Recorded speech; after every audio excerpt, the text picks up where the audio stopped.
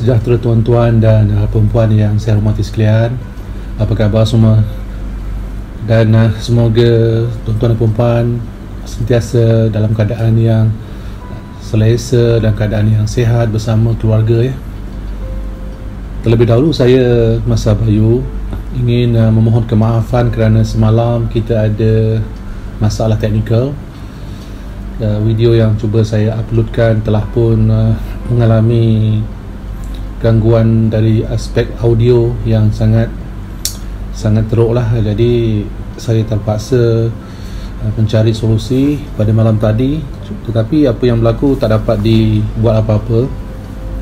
Dan untuk itu sekali lagi maaf ya, kerana telah pun menyebabkan situasi semua dah menanti tapi tak dapat nak menonton video yang telah pun saya sediakan.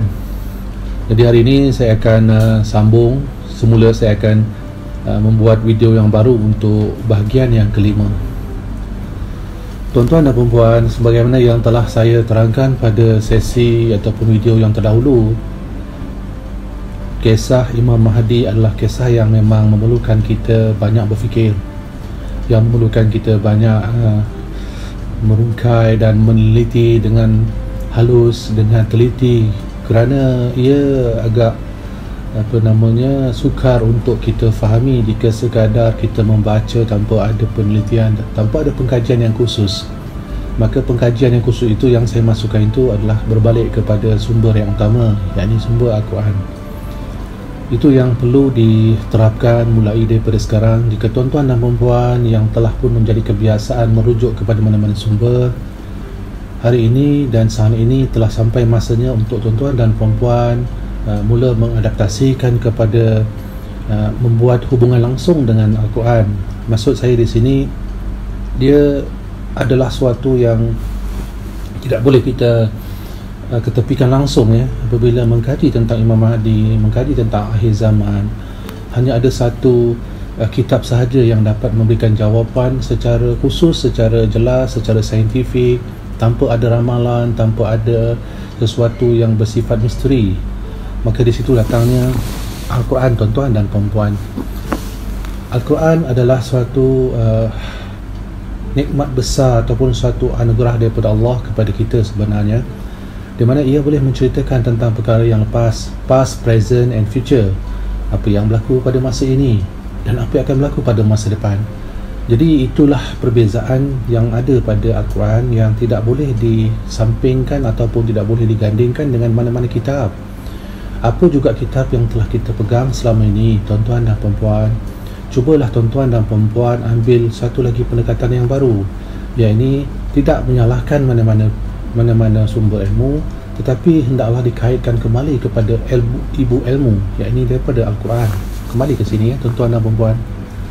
Jadi cukuplah, kerana saya berulang kali menyebut perkara yang sama dalam semua sesi-sesi video yang telah saya jelaskan. Dan walaupun begitu, masih lagi terdapat segelintir yang terus lagi dengan usaha untuk menjelaskan kepada saya dengan memberikan saya rujukan-rujukan kepada cerita-cerita daripada kitab-kitab yang sebenarnya tidak ada realiti pun dan tidak ada hubungan juga langsung dengan Al-Quran. Jadi cubalah untuk mula kita mendekatkan diri dengan Al-Quran. Kerana selama ini mungkin kita kata, mungkinlah ya, saya tak kata tuan-tuan dan perempuan, mungkin sebahagian yang dah menjadi satu kebiasaan melihat Al-Quran itu sebagai sesuatu yang hanya milik individu tertentu atau milik orang tertentu. Kita tak boleh membuat penganalisaan ataupun pengkajian kepada Al-Quran kecuali kepada mereka yang lebih mengetahui. Maka daripada situ ia menjadi tabu ataupun menjadi suatu budaya yang sedikit demi sedikit dia telah membahankan diri, ataupun dalam kata lain dia telah jadikan diri itu sebagaimana COVID-19. Dia makan, akhirnya dia dominan. Maka dominan pada diri kita tanpa kita sedar. Kita telah pun menolak Al-Quran dan kita mula menggunakan sumber-sumber yang tidak pasti, sumber-sumber yang bersifat mistik, sumber-sumber yang bersifat khayalan dalam kita meneruskan perjalanan usaha kita, merungkai kehidupan kita, mencari posisi hidup kita, siapa kita dan sebagainya. Maka tuan-tuan dan puan-puan, Al-Quran adalah jawapan kepada segala perkara, segala penyakit hati, segala penyakit fizikal, segala persoalan teknologi dan apa juga yang berlaku di dunia pada hari ini. Jawapannya ada dalam Al-Quran. Dan apa juga yang akan berlaku pada masa depan, jawapannya juga ada dalam Al-Quran. Maka jika Al-Quran telah pun mempunyai kapasiti dan pasti mempunyai kapasiti yang boleh menjelaskan apa yang bersarang dalam diri kita, iaitu berbagai banyak perkara, berbagai banyak persoalan, maka jika Al-Quran dan pasti Al-Quran ada jawapannya, kenapa tidak kita buka kembali, tuan-tuan dan puan-puan, kita lihat kembali Al-Quran untuk mencari setiap solusi ataupun persoalan-persoalan dengan jawapan yang jelas untuk kita meneruskan kehidupan kita yang masih ada sisa-sisa yang sangat sedikit ini. Tuan-tuan dan puan-puan yang saya hormati sekalian, hari ini saya menyambung kisah Imam Mahdi, halangan dan cabaran yang dihadapinya pada peringkat yang kelima. Sebagaimana yang telah saya jelaskan pada peringkat-peringkat yang sebelum ini, Imam Mahdi ada 7 peringkat, 7 fasa yang perlu beliau lalui. Setiap satu fasa dia kena posisikan diri dia sebagai Imam Mahdi bagi fasa tersebut. Saya telah menjelaskan bagaimana fasa beliau kepada peringkat masyarakat. Maka hari ini saya bercerita pula tentang fasa beliau di dalam peringkat negara. Apabila kita menyebut negara, tuan-tuan dan puan-puan, maka kita akan dapat mengambil apa juga yang sedang berlaku di dunia pada hari ini. Negara-negara yang telah pun diberikan pengiktirafan oleh satu badan ataupun satu pertubuhan antarabangsa yang dinamakan Pertubuhan Bangsa-Bangsa Bersatu, yang telah diwujudkan selepas berlakunya Perang Dunia yang pertama, ya. Tak silap saya Perang yang pertama lah. Jadi apa yang ingin disampaikan di sini, negara adalah suatu manifesto ataupun suatu persetujuan ataupun satu ukhuwah gabungan daripada masyarakat yang akhirnya telah menjadi sebagai satu skala yang lebih besar, dan daripada situ ianya telah lahir sebagai satu wilayah yang disebut negara. Jadi saya tidak maulah bercerita lagi tentang bagaimana sejarah negara, bagaimana tentang berlakunya pergabungan negara-negara.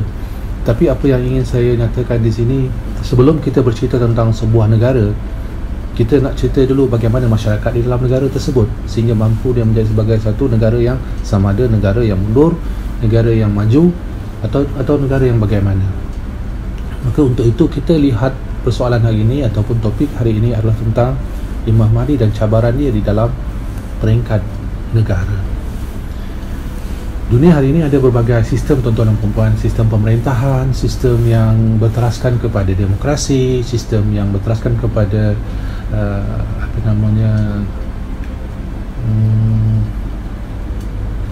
sosialis, ya. Ada juga sistem yang berteraskan kepada sistem-sistem beraja, ya.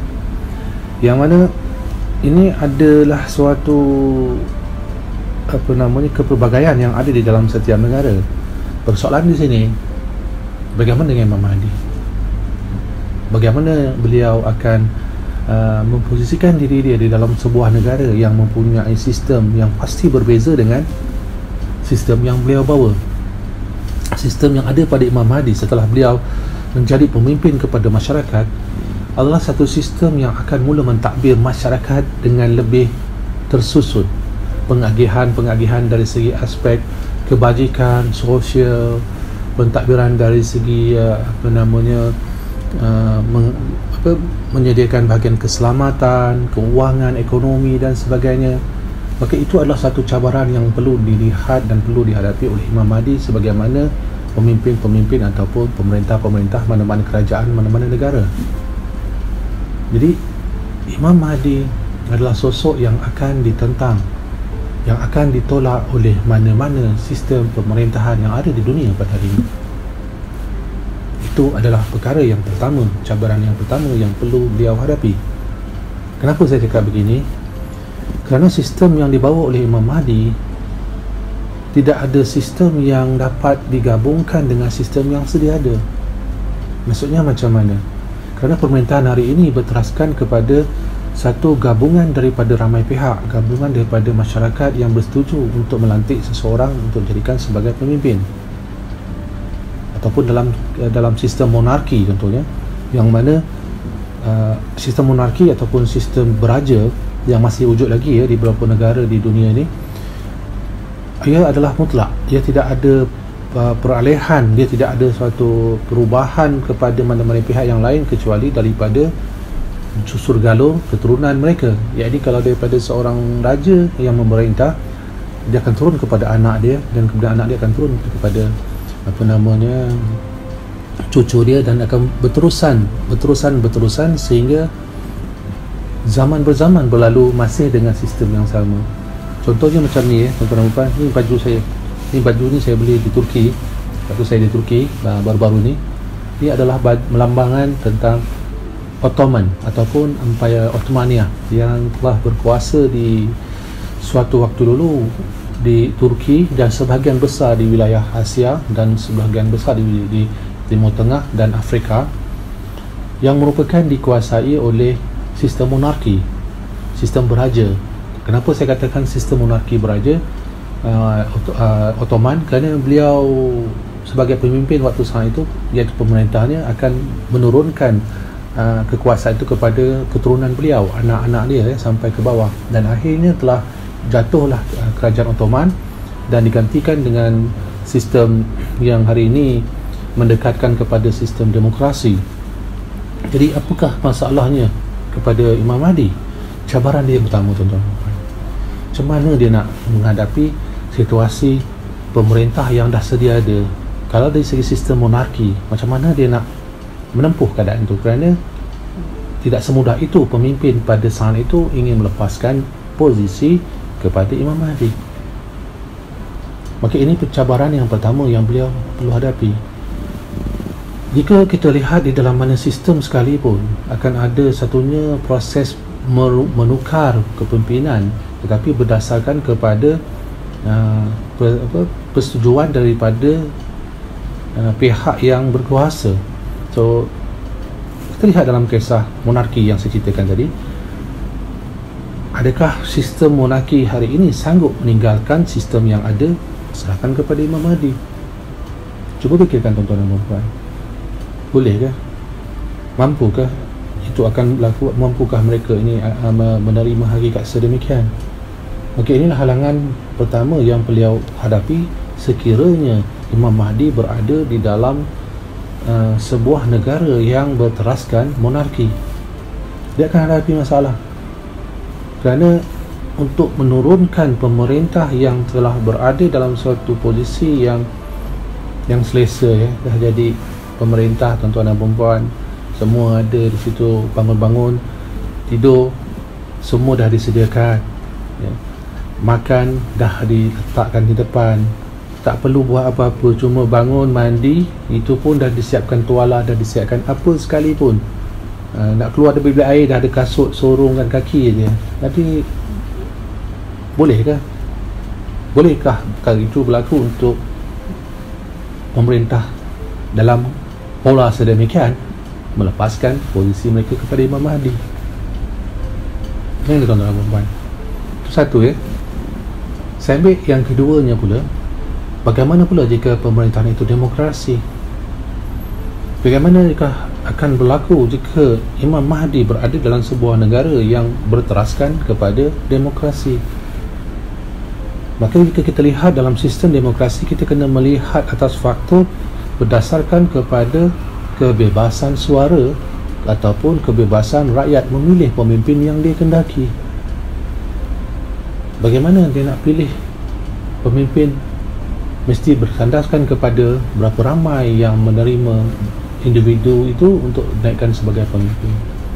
Sebagai contohnya negara kita di Malaysia, kita adalah sistem demokrasi raja berperlembagaan. Ada raja lagi, tapi tidaklah sebagaimana monarki.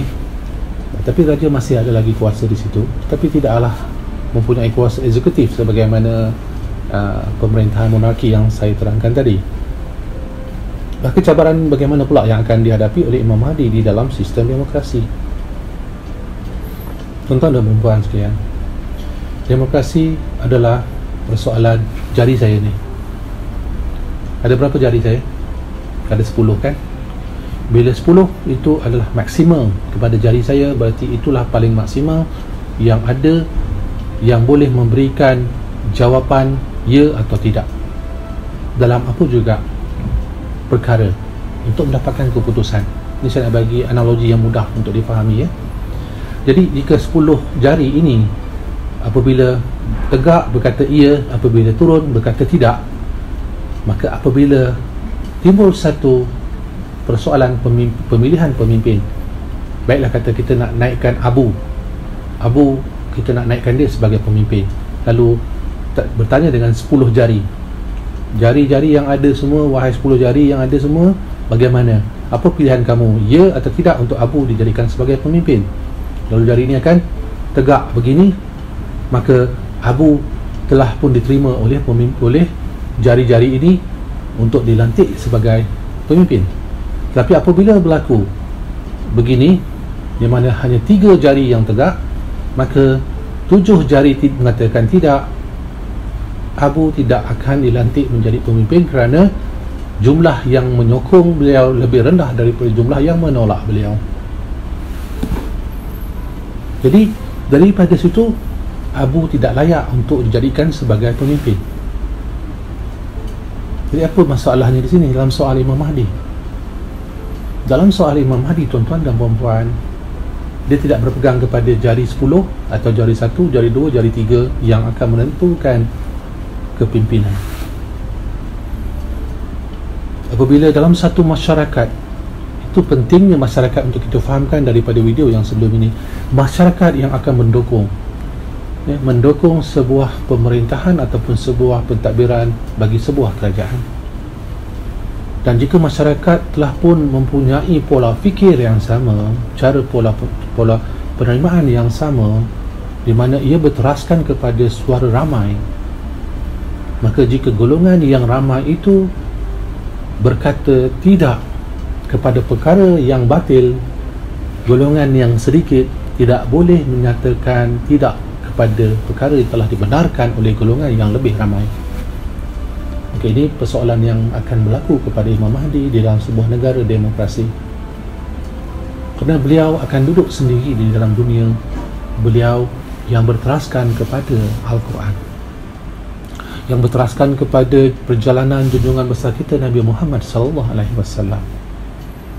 yang sentiasa meletakkan, mendahulukan Allah Subhanahu Wa Taala dalam setiap perkara yang beliau laksanakan.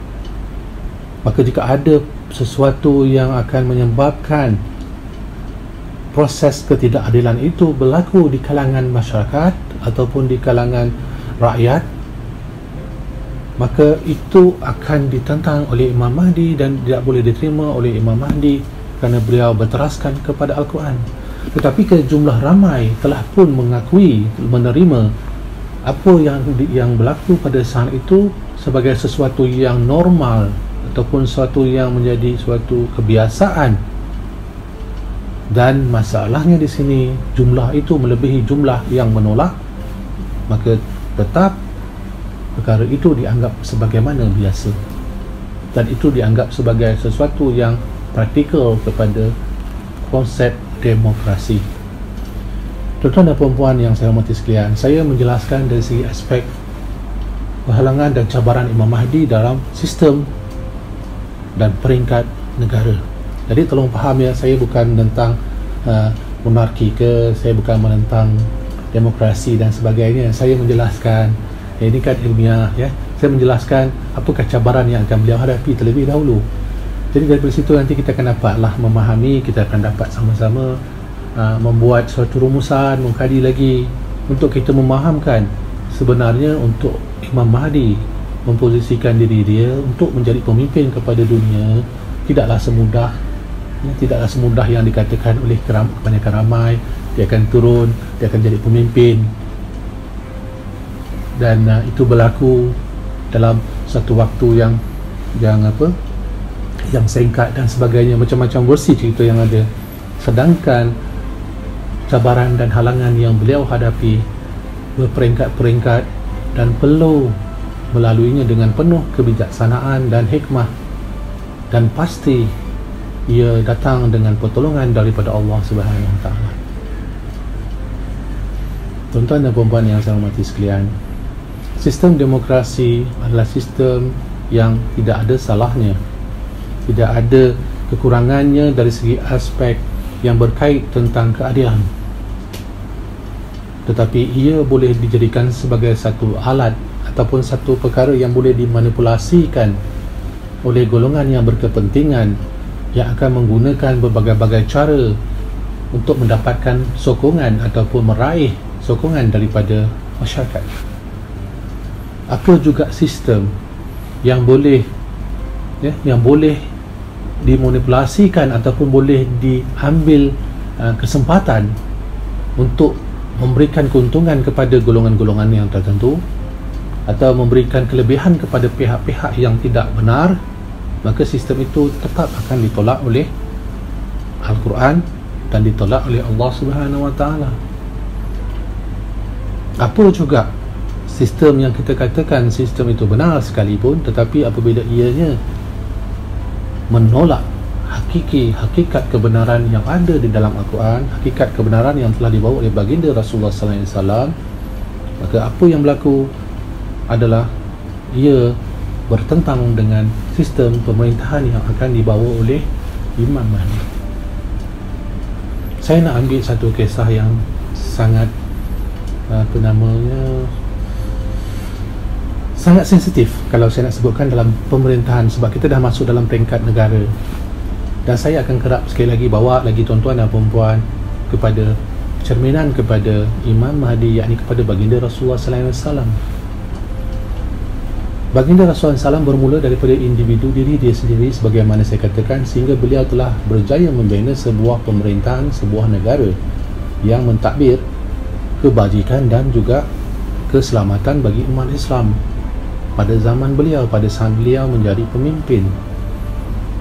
Dan apabila beliau telah pun meninggalkan legasinya kepada umatnya, kepada para sahabat, itu adalah peninggalan sebuah negara, tuan-tuan dan puan-puan, peninggalan suatu pemerintahan, peninggalan kepada suatu sistem yang berteraskan kepada, sebelum itu berteraskan kepada Al-Quran, berteraskan kepada kepimpinan dan juga apa yang telah diterima oleh baginda Rasulullah. Lalu beliau takbir dan beliau lakukan pengurusan, sehingga apabila wafatnya baginda Rasulullah sallallahu alaihi wasallam, negara itu telah ditinggalkan kepada sahabat-sahabatnya untuk diuruskan. Jadi ini agak menyentuh tentang diri kita sebagai umat Islam pada hari ini. Cerita yang saya buka itu tadi, yang saya ungkapkan, apa maksudnya, apa kaitannya dengan Imam Mahdi? Tuan-tuan dan puan-puan, apa yang berlaku kepada para sahabat baginda Rasulullah setelah wafatnya Rasulullah? Kenapa adanya perpecahan di kalangan para sahabat setelah tiadanya baginda Rasulullah SAW di kalangan mereka? Yang selamat daripada keadaan yang tidak, maksud saya yang tidak secara khusus, kematian yang secara normal lah, saya katakan nampak normal, Saidina Abu Bakar. Tetapi yang lain telah mati terkorban atas tangan para sahabat yang satu masa dulu bersama-sama dengan baginda Rasulullah SAW, dengan mereka-mereka daripada golongan-golongan yang sepatutnya sama-sama memperjuangkan apa juga yang telah ditinggalkan oleh baginda Rasulullah SAW, tetapi telah berlaku pertelingkahan, dan sehingga hari ini telah wujudnya satu sistem yang memecah belahkan di antara sahabat-sahabat, kelompok-kelompok yang ada pada zaman dulu sampai hari ini. Telah wujudnya berbagai-bagai puak, berbagai-bagai bahagian, dan yang paling besar hari ini wujudlah kelompok yang dikatakan golongan sunnah dan golongan syiah. Daripada mana mulanya itu, tuan-tuan dan puan-puan? Maka cerita ini, sejarah ini berbalik kepada pemilihan. Mereka memilih, mereka telah menyusun dan bertanya dengan sahabat-sahabat yang ada di sekeliling pada waktu itu. untuk mendapatkan kepastian siapakah yang layak kita pilih untuk menggantikan tempat baginda Rasulullah sallallahu alaihi wasallam. Lalu bangunlah kelompok daripada kelompok Saidina Ali yang menyatakan bahawa layaknya Saidina Ali yang menjadi pemimpin. Kemudian ada pula yang lain menyatakan Abu Bakar yang paling hampir dengan baginda Rasulullah, maka Abu Bakar yang akan layak untuk menjadi sebagai pemimpin kepada negara. Maka walaupun di kalangan sahabat waktu itu tidak ada permasalahan, tuan-tuan dan puan-puan, tidak ada isu di antara sahabat sesama sahabat, tetapi bibit perpecahan telah pun berlaku. Ini sejarah yang tidak boleh kita nafikan, tidak boleh kita tolak, tuan-tuan dan puan-puan. Saya telah berjalan sampai ke Uzbekistan dalam tahun 2010 tak silap saya sampai ke Uzbekistan.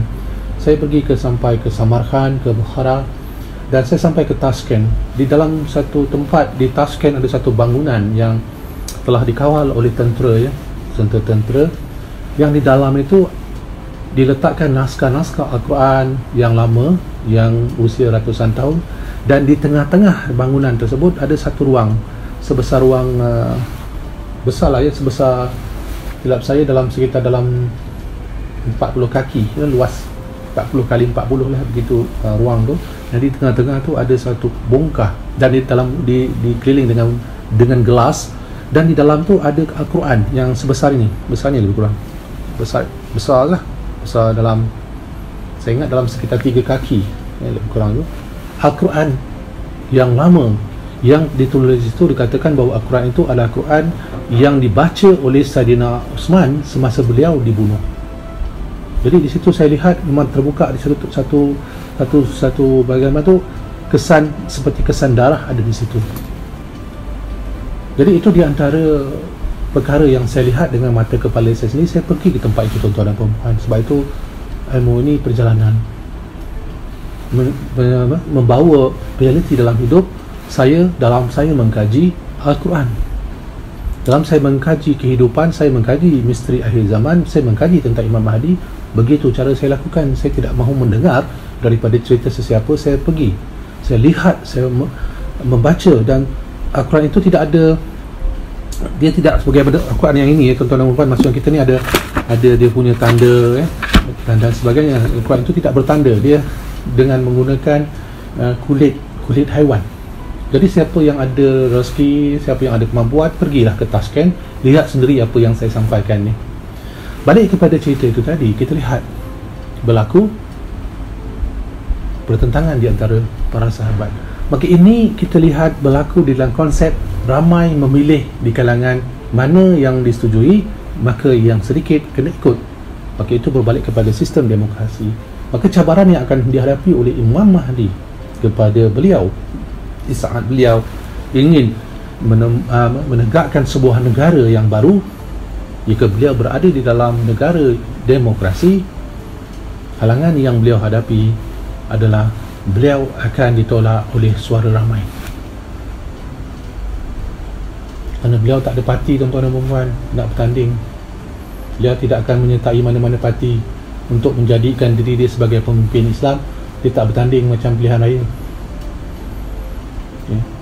Dia tidak akan masuk mana-mana kelompok-kelompok untuk beliau diangkat untuk menjadi pemimpin kepada sebuah negara dengan cara masuk politik. Dia tidak buat begitu ya, tuan-tuan dan puan. Ada dalam Quran ni, ada jawapan dia. Saya dah jumpa dah ayat tu.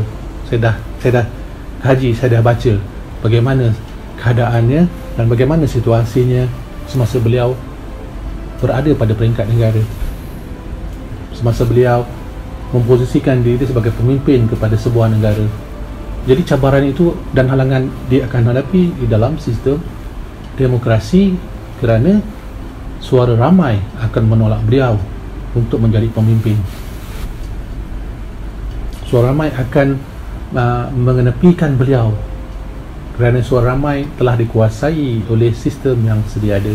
Sebagaimana yang semalam saya ceritakan, bagaimana masyarakat dah biasa dengan budaya yang telah dibawa oleh nenek moyang mereka. Maka dalam sistem pemerintahan dunia yang telah pun wujud pada hari ini, telah berakar umbi di dalam hati manusia, hati masyarakat, maka sangat-sangat sukar untuk dirubah, tuan-tuan dan puan-puan sekalian.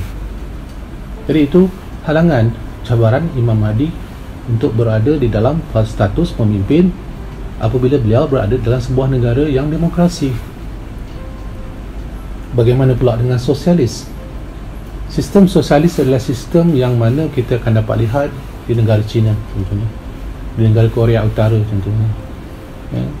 Saya Korea Utara saya belum pergi lagi tuan-tuan dan puan. Negara China saya dah pergi. Dulu adalah Rusia juga saya dah pergi. Dan beberapa negara-negara yang dikatakan sosialis macam Kazakhstan juga saya dah pergi. Uzbekistan dulu adalah sosialis di wilayah-wilayah USSR. Di mana sistem sosialis ini adalah sistem yang berteraskan kepada centralized pemimpin yang akan tertinggi yang akan menentukan apa juga yang ada pada masyarakat keseluruhan, hanya mereka saja yang akan tentukan. Apa juga yang ingin saya jelaskan di sini kepada tuan-tuan dan puan-puan, sistem sosialis adalah sistem nukleus. Sistem komunis adalah sistem nukleus. Apabila sistem nukleus, maka ia memberikan nilai impak yang sangat besar kepada masyarakat yang ada di sekeliling dia jika dia bertepatan dengan Al-Quran. Tetapi dalam saat hari ini, sistem itu telah digunakan sebagai satu sistem yang menjadikan seseorang, yang menjadikan individu atau kelompok itu sebagai diktator, menjadi orang yang berkuasa melebihi daripada kapasiti yang dia miliki. Dia menjadi pemimpin bukan kerana dia layak menjadi pemimpin, tetapi dia menjadi pemimpin kerana kekuasaan yang dia miliki telah menyebabkan beliau ataupun kelompok-kelompok beliau menyusun jentera-jentera yang mempertahankan apa juga corak pemerintahan ataupun apa juga perkara yang telah mereka tetapkan atau pemimpin itu tetapkan, yang tidak boleh ditolak oleh masyarakat. Masyarakat akan berada dalam keadaan yang ketakutan, tidak boleh bercakap sesuatu yang dilihat bertentang dengan pandangan ataupun yang telah ditetapkan oleh pemerintah. Maka mereka akan sentiasa merasa berada dalam keadaan yang mencurigai di antara satu sama lain. Negara yang penuh dengan rasa ragu-ragu, masyarakat dia yang sentiasa tidak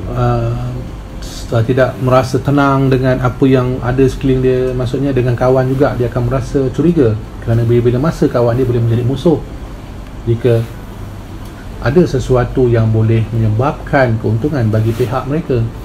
Kerana sistem sosialis ini adalah sistem yang akan ada kawalan sepusat ataupun kawalan satu sahaja yang berteraskan kepada kuasa mutlak yang tidak boleh di soal jawab, tidak boleh diberikan sebarang komen-komen yang menyalahkan ataupun cuba memberikan pandangan yang mungkin memberikan idea yang baik kepada pemerintah. Itu tidak akan berlaku dalam sistem yang telah berlaku di dalam sistem sosialis setakat sejarah yang berjalan.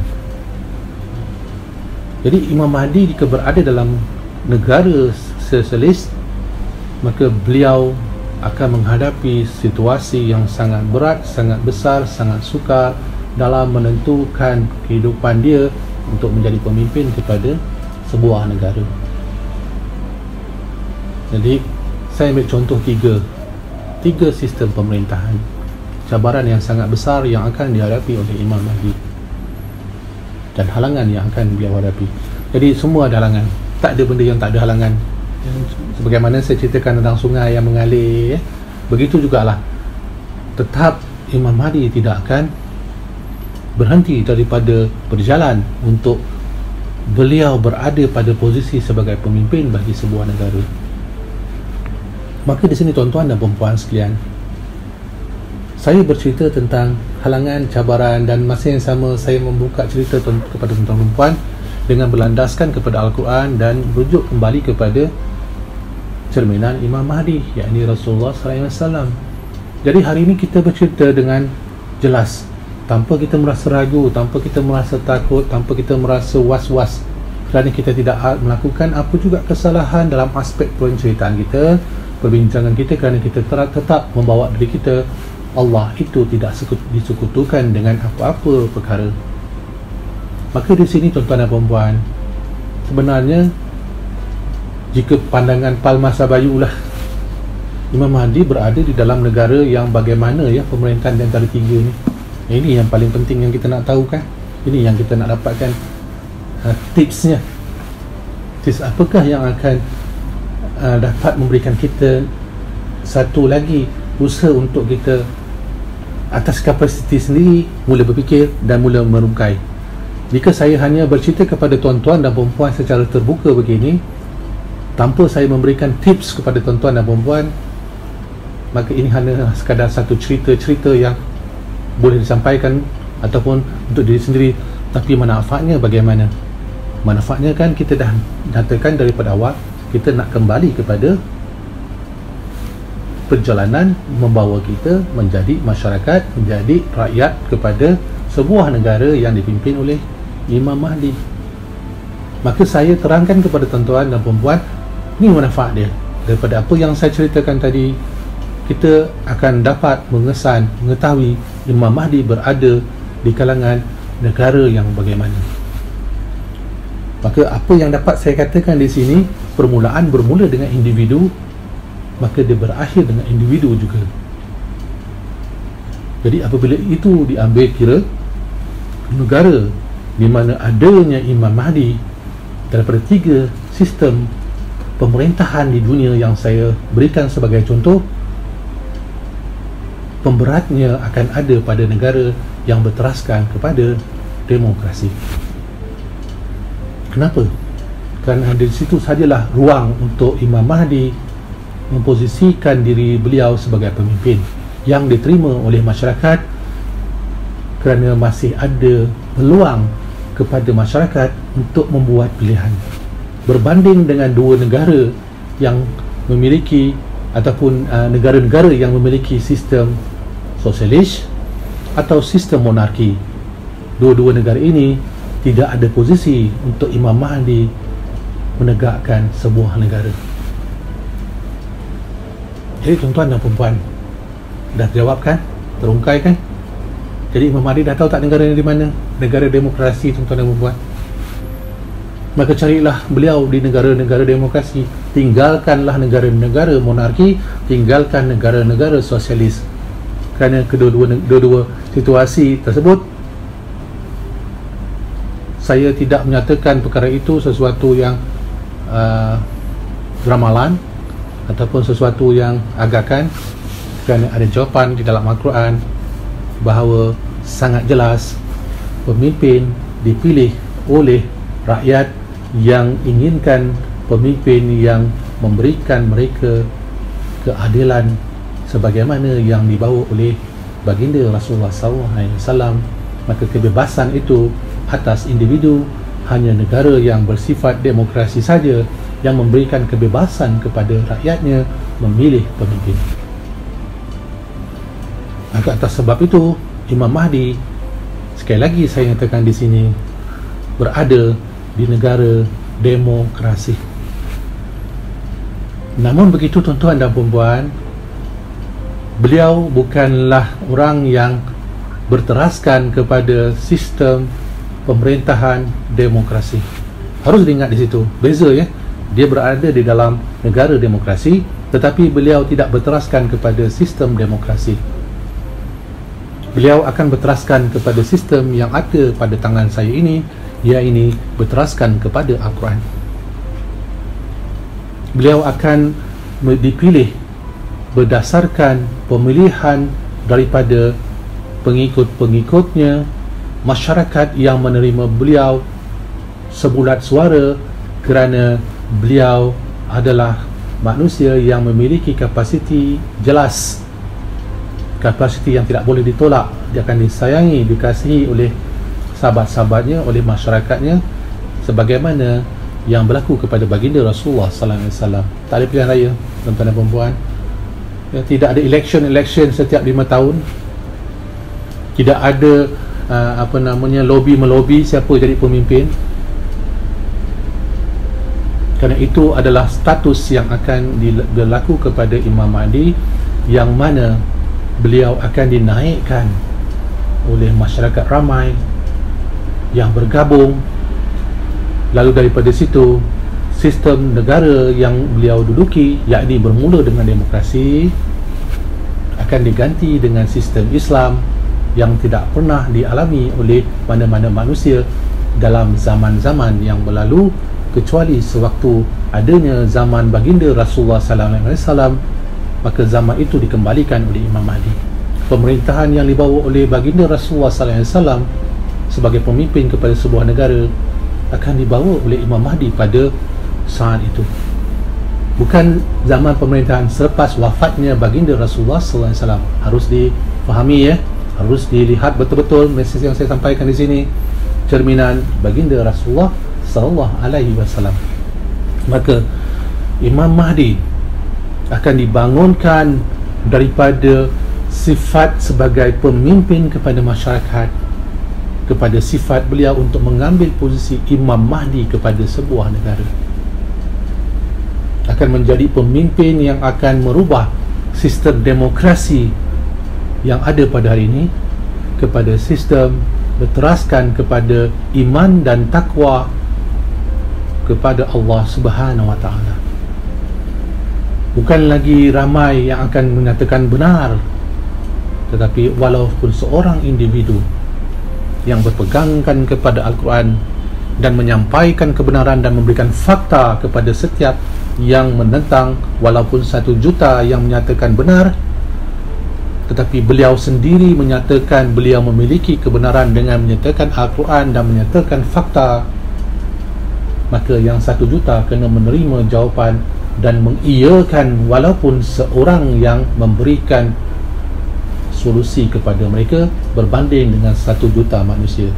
Maka di sini hilanglah peranan, ya, hilanglah peranan majoriti menguasai minoriti. Bagaimana tuan-tuan dan puan-puan? Dah jelas kan? Ada 3 kategori atau 3 konsep negara yang akan berlaku, yang sedang berlaku di seluruh dunia pada hari ini. Dah saya terangkan, Imam Mahdi berada di dalam negara yang mengamalkan demokrasi. Jadi jika tuan-tuan dan puan-puan merasakan input yang saya berikan ini mempunyai suatu nilai yang boleh dikaji lagi, boleh difahamkan lagi, maka saya mengalu-alukan tuan-tuan dan puan-puan sama-sama bersama dengan saya, ya, kita wujudkanlah suatu ruang ilmu, satu wadah ilmu untuk kita berfikir dan kita merancanakan hidup kita dengan berpandukan kepada Al-Quran, berpandukan kepada apa yang telah disampaikan oleh baginda Rasulullah dan ditinggalkan kepada kita sebagai legasinya.